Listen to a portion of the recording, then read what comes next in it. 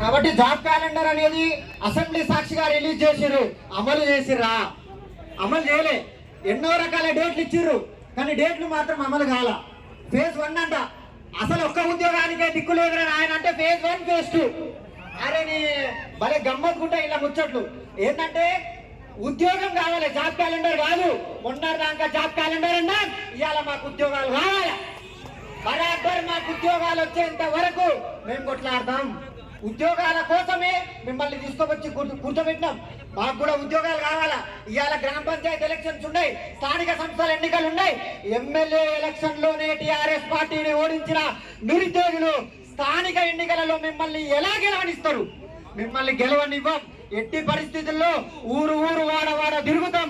మా ఉద్యోగాల 2 లక్షల ఉద్యోగాలు 2 లక్షల ఉద్యోగాలు అన్నటువంటి వీళ్ళు ఆల్రెడీ 60,000 ఉద్యోగాలు నింపేసిరంట.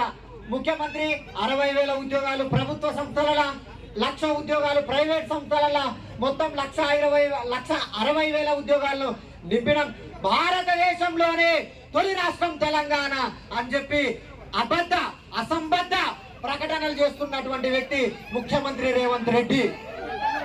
అయితే పాయింట్ ఏంటంటే మా 2 లక్షల ఉద్యోగాలు మాకెప్పుడు ఇస్తారు? అన్ని రకాల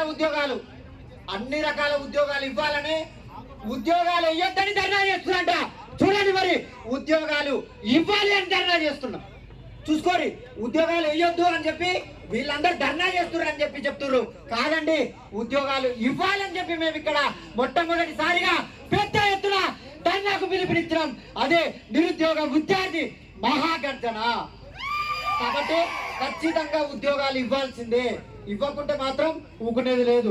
కాబట్టి నాకు అవకాశం ఇచ్చినటువంటి జనార్దన్ అన్న, వీళ్ళందరూ అన్ని గ్రంథాలయాలు తిరిగి, అశోక్ సార్ కానీ వీళ్ళందరూ కష్టపడి గ్రౌండ్ వర్క్ చేసి ఇంత మహాసభను నిర్వహించినందుకు ప్రత్యేకంగా వీళ్లకు కృతజ్ఞతలు తెలియజేస్తున్నా. ఇప్పుడు